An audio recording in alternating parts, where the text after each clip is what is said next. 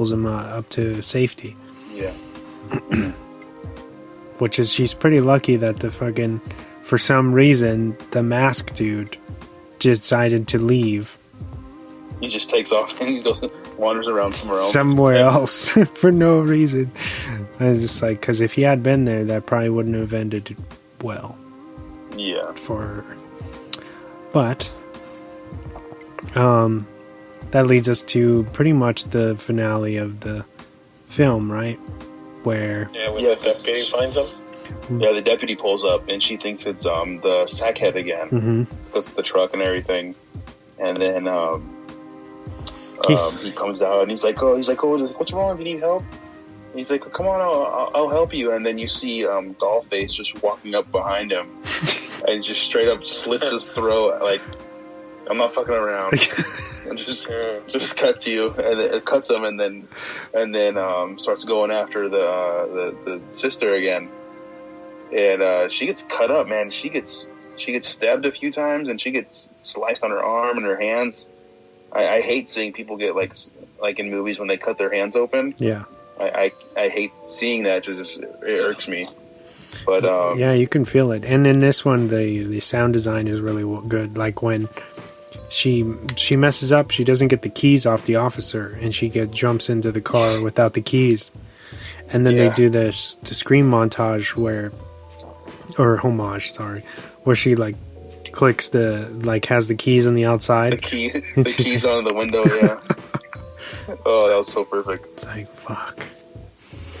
And then she just gets inside and fucking just slices the sister up. Like, it's crazy. It looks like it hurts. But then she grabs the shotgun, the trusty shotty, and then you see Dollface like kind of look at her like, oh shit, like, yeah, she got me. Like, oh, this is where I fucked up. Yeah, she pumps the shotgun and bam, you just see her go flying, but she's still alive. She goes out and the sister asks her, she pulls off her mask. Yeah, she pulls off her mask. We finally get to see one of them in clear lighting, what they look like. Not that it really matters. And she asks, why are you doing this to us? And she just laughs and says, why not? Right. Another scary ass answer. I was gonna be pissed if they just recycled the because you're home, even though that wouldn't really make sense in this case because they're not home. But I was like, shoots her in the head. I thought it was funny that they said just some other bullshit ass answer. Yeah. Yeah, and then like Diego said, she shoots him straight. She just shoots her in the head. She just cocks it, or he pumps it, and then boom, right in the head. You can see the recoil like jerks her back too. Yeah, which was a good addition to that. Like, makes it look real. It did. Yeah. I wonder, had she given her some other answer, would she have not shot her in the head? Like, did she shoot her in the head out of frustration because of that bullshit answer? You know? Yeah. Maybe. Oh, really? In cinema. You can't do this in cinema. Oh, and that's when she just jumps into the sheriff's car, and then she's trying to get it started, and then you see the lights behind her of the truck that Sackhead's driving, and then he just rams the back of her. Just messes up the car. Yeah, of course. Which is another thing they do in the original. I think it's funny because after that, she's kind of like all woozy, and she's like, rubbing her head, and then he backs up and pulls up next to her, and like looks at her through the window, like, "Oh, what's up, hey?" Like, "Hey, you didn't know, my bad. You got insurance?" And then he kind of pulls around, and then he pulls around and he takes off, and he's like, he's planning on ramming the side of the car. And like he's gonna trying to flip her over or something. Yeah, and he does it like I think once or twice, and then I think on the second time the front end of the truck gets hooked in with the metal from the sheriff's car. So he's trying to he gets stuck basically, and he's trying to get it out. And that's when she jumps out and she notices all this gasoline leaking from the sheriff's truck, and then she pulls her lighter out that she had, and then she lights it, and then she just tosses it into the gasoline, and then the truck, both the cars, they explode, right? Yeah, both or the sheriff's one explodes. The sheriff's car explodes, yeah. Yeah. And then she starts to walk away, like, oh, like, this is it, like, it's over now. And then the car backs up, and he's chasing her while he's on fire, which is insane. And the scene where they're on the bridge, and the car's just slowly going, like, behind her, it reminded me so much of, what's that Stephen King movie? Christine? Carrie? Christine, yeah. Yeah, with the car, right? Christine, yeah. Yeah, Christine, not Carrie. But yeah, they're like, the car wouldn't die. Exactly. Just like him. But he gets out of the car, he's like all burnt up, and then he pulled a big ass piece of glass out of his stomach. It's still that reminded me of Jason also. Like, he's like supernatural, almost supernatural, where he can't die, basically. Like, he's on a mission. If I had to take a guess, I think in Halloween Part 2, the original one, if you guys seen it at the end, he gets burned up. Michael Myers gets burned up in the hospital, and he walks out of the hospital on fire and collapses right in front of Laurie in that same way that they do. So I think that was their intention like homage for that one. Yeah. I was like, Michael, is this you? Michael, is this you?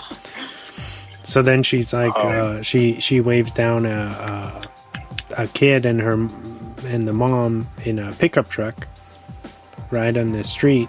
Right. And she's like, "Can you guys please help me?" She gets out of the car, and then the lady's face is like, "Oh shit!" Starts freaking out, like, "Oh shit!" Gets back in the car, starts to drive away. And we see the sackhead guy is not dead, and he's coming back again with the axe. This time paying an homage to Leatherface, because that's the infamous ending to the original Texas Chainsaw Massacre, where she jumps in the back of the truck and he attacks the truck, and she ends up getting away. But in this version, he gets on the truck and he's still swinging at her, and she's lucky she has a bat. She gets one good hit off of him, and because of his injuries, I'm sure he just couldn't. He dies. Couldn't go anymore. Yeah. You can hear the impact of that bat on his head. Yeah. Like that, especially because it's like it's an aluminum bat, so it sounds even harder. Yeah. Oh, yeah. Damn. And then that exposed flesh. I mean, that kind of hurt. And then like scraping on the gravel. It's like, girl, I got hemorrhages already, man. What'd you do? Shit, let me just kill you, bitch. I'm already dead, bitch. Well, that's when it cuts to black, right? And then they're in the hospital, and her brother's in the hospital. He hasn't died from his wounds, and she's okay. She's just kind of bandaged up. Yep. And that's when she goes to get a drink of water or something, right? Yep. And then she hears like a knock on the door, and then you hear that little that pop up, the wind up Jack in the Box. Yeah. And you hear the little tone, and that's when she freaks out and drops the cup, and it cuts to black. So, what's your how did you interpret that ending? What do you think happened? To me, I took that as she just has like PTSD, like PTSD. Like there was someone knocking on the door. I took it the way that I feel like the directors wanted you to do it or feel or interpret that as could go either way. Like if you wanted them to be alive, then they could be alive, I guess, or one of them. Yeah. Like Inception, each their own. Yeah, but I honestly took it as it was just PTSD. She was kind of just freaking out from somebody, like a nurse or someone knocking on the door. But what about you guys? How did you take that? Did you think that someone was still alive? I don't see how. I would think everybody was dead unless they had some other crew.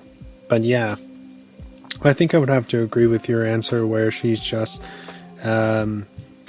suffering from these kind of post-traumatic stress symptoms. You know, with when you go through a trauma, then sometimes you have something takes you back, and you have flashbacks of things that maybe aren't really there. Right. And like anxiety attacks and all this stuff. Exactly. Happens, so. You know they're going to be fucked up for the rest of their lives. Oh, yeah. Definitely. Yeah. What else, man? Do you have any other interesting facts about this movie? About this one? Yeah, I have some separate ones for this. Oh, okay. All right.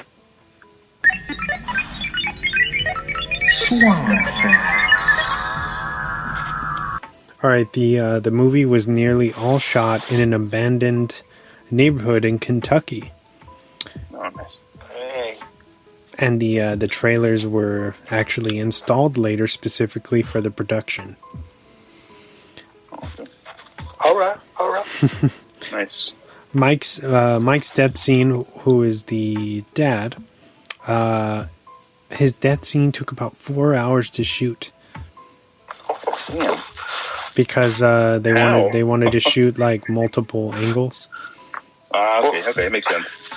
It's like the Toby scene from The Office. He's like the most expensive scene, but it was well worth it.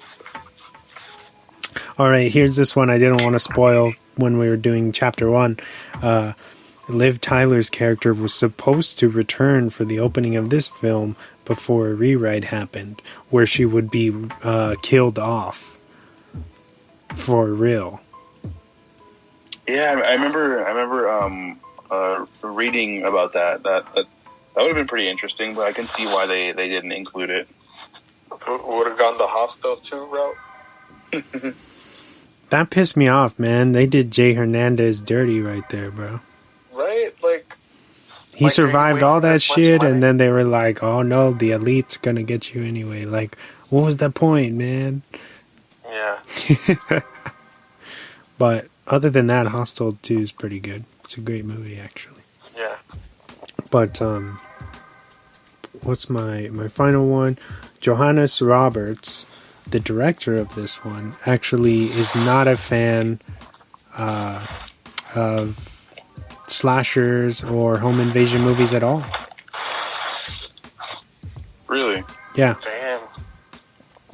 Perhaps maybe that's why this one feels so unique, because it's somebody coming in with like clear eyes. Because although it was written by the original dude, the writer from the first one, right? How do you say, visually, like you were saying, the aesthetic of this one is completely different. It's way different, yeah. And maybe that's why it was executed so well, is because he's not really a fan, so he's able to kind of operate outside the perimeters of somebody who loves that type of film. You know what I mean? Because when you go out and you shoot something and you love something so much, you're going to unconsciously kind of reproduce the same kind of aesthetic, or right, you know, like kind of rehash it in your own way. But this guy doesn't watch any of this stuff, so he's just completely going off on into the unknown. But so I think that's pretty interesting. Do you think like he was basing a lot of stuff that he was doing off like watching like Leatherface and stuff like that? Like you said, 80s slasher films and stuff? I think you can see where he pulled inspiration from. Yeah. Or at least wanted to, like how we were saying, like, you know, pay homage to those films from the past. Yeah, because like there's a lot of stuff in this where it's just like, where have I seen this before? Like, I've gotten so many deja vu moments in this movie. I was like, wait, what the fuck? Where have I seen this? Yeah. That's what I was asking. I was like, damn. But yeah, I think out of both of them, I definitely like the second one a lot more. Yeah. The first one just kind of paints. It already paints a picture of what if they all pay. I mean, you can't do a third one anymore, but never say never.